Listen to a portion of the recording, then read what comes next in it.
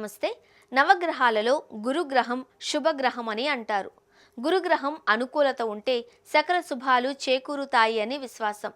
ఒక్క గురుగ్రహం అనుకూలంగా ఉంటే చాలు, తక్కిన గ్రహాలు అనుకూలంగా లేకపోయినా తలపెట్టిన కార్యాలన్నీ నిర్విఘ్నంగా పూర్తవుతాయి. గురుగ్రహం అంత శక్తివంతమైన గ్రహం. అయితే గోచార రీత్యా గురుగ్రహ అనుకూలత లేనప్పుడు అనేక ఇబ్బందులు ఎదురవుతాయి. ఆ సమయంలో దత్తాత్రేయ స్వామి వంటి గురువులను ఆశ్రయించడం, కొన్ని ప్రత్యేక పరిహారాలు ఆచరించడం వలన శుభాలు కలుగుతాయి అని అంటారు. ఆ పరిహారాలేంటో చూద్దాం. త్రిమూర్తుల స్వరూపం దత్తాత్రేయుడు. సృష్టి స్థితి లయకారకులైన త్రిమూర్తులు తమ తమ అంశాలను ఒక్కటిగా చేసి అత్రి మహర్షి అనసూయ దంపతులకు వరపుత్రుడిగా జన్మిస్తారు. ఆ వరపుత్రుడే దత్తాత్రేయుడు. బాల్యం నుంచి ఎన్నో మహిమలు ప్రదర్శిస్తూ దిగంబరుడిగా అవధూతగా ఆవిర్భవించిన దత్తాత్రేయ స్వామిని ఆశ్రయించడం వలన గురుగ్రహ దోషాలు తొలగుతాయని విశ్వాసం. దత్తాత్రేయుని అనుగ్రహాన్ని పొందడానికి ఉద్దేశించిన ఒక శక్తివంతమైన పరిహారాన్ని ఇప్పుడు తెలుసుకుందాం. గురువారం దత్తాత్రేయుని పూజ. గురుగ్రహ అనుగ్రహం పొందడానికి గురువారం రోజు దత్తాత్రేయుని ఆరాధించాలి.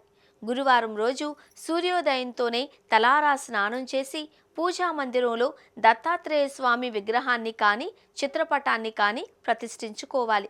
ముందుగా ఒక మట్టి ప్రమిదలో ఆవు నెయ్యి పోసి అందులో 5 ఒత్తులు వేసి దీపారాధన చేయాలి. దత్తుని విగ్రహాన్ని కనుక ప్రతిష్ఠిస్తే పంచామృతాలతో అభిషేకం చేయాలి. అనంతరం గురువుకు పసుపు రంగు ప్రీతికరం కాబట్టి పసుపు రంగు పూలతో దత్తాత్రేయ స్వామిని అలంకరించాలి. పూజా విధానం: పసుపు రంగు అక్షింతలతో పువ్వులతో దత్తాత్రేయ స్వామిని అష్టోత్తర శతనామాలతో అర్చించాలి. అనంతరం పసుపు రంగులో ఉండే అరటి పండ్లు, పులిహోర, లడ్డూలు వంటివి ప్రసాదాలు నివేదించాలి. పూజ పూర్తయ్యాక శ్రీ దత్తస్తవం, దత్తాత్రేయ కవచం, గురు చరిత్ర పారాయణ చేయాలి. చివరగా కర్పూర నీరాజనమిచ్చి నమస్కరించుకోవాలి. పూజ పూర్తయ్యే వరకు ఉపవాసం ఉండాలి. ఈ పూజలో దత్తాత్రేయ తిలకాన్ని తయారు చేయడం విశేషం. దత్తాత్రేయ తిలకం అంటే ఏంటో చూద్దాం. దత్తాత్రేయ పరిపూర్ణ అనుగ్రహం అందించే దత్తాత్రేయ తిలకం. గురుగ్రహ దోష నివారణకు శక్తివంతమైన పరిహారం దత్తాత్రేయ తిలక ధారణం. ఈ తిలకాన్ని గురువారం రోజు మాత్రమే తయారు చేయాలి. దత్తుని పరిపూర్ణ అనుగ్రహాన్ని అందించే ఈ దత్తాత్రేయ తిలకాన్ని అరటి పువ్వు తిలకమని కూడా అంటారు. ఇంతకు ఈ తిలకాన్ని ఎలా తయారు చేస్తారు? అరటి పువ్వు తిలకం గురుగ్రహానికి ప్రతీక అరటి చెట్టు. అందుకే గురువు అనుగ్రహం కోరుకునేవారు అరటి చెట్టును పూజించాలి అని శాస్త్రం చెబుతోంది.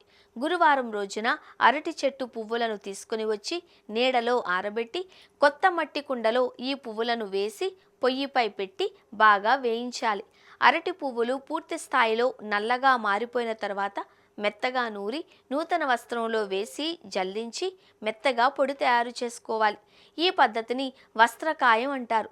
ఈ పొడిలో కొద్దిగా పచ్చకర్పూరం, సింధూరం, గోరోజనం, తుంగగడ్డల పొడి, కుంకుమ, కొద్దిగా పసుపు, ఆవు నెయ్యి, కొద్దిగా పసుపు, నీరు పోసి బాగా కలిపితే అది తిలకం వలె తయారవుతుంది. తిలక ధారణ ఇలా: ఈ తిలకాన్ని ఒక సీసాలో భద్రపరిచి దానిమ్మ పుల్ల, వెండి పుల్ల, బంగారు పుల్లతో నుదుటన బొట్టుగా పెట్టుకోవాలి. ప్రతిరోజు ఉదయం స్నానం చేసి శుచిగా పూజ జరుపుకోవడానికి వెళ్లే ముందు ఈ బొట్టును పెట్టుకుని పూజాదులు జరుపుకుంటే చాలా మంచి ఫలితాలు వస్తాయి. రోజు అరటి పువ్వు తిలకధారణ చేయడం వల్ల ఆకస్మిక ధన ప్రాప్తి కలుగుతుంది. మానసిక ప్రశాంతత ఏర్పడుతుంది. దాంపత్య జీవితంలో అన్యోన్యత పెరుగుతుంది. శత్రువులు కూడా మిత్రులవుతారు. ప్రయాణాలు విజయవంతమవుతాయి. వృత్తిలో పురోగతి, ధనలాభాలు కలుగుతాయి. వ్యాపారం విపరీతంగా అభివృద్ధి అవుతుంది. అవివాహితులకు వివాహ యోగం కలుగుతుంది. వివాహితులకు సత్సంతానం కలుగుతుంది.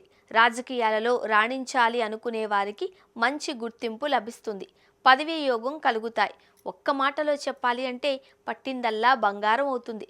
అరటి పువ్వు తిలకధారణ గురుగ్రహ దోషాన్ని నివారించే శక్తివంతమైన పరిహారంగా బ్రహ్మాండ పురాణం పేర్కొంటోంది.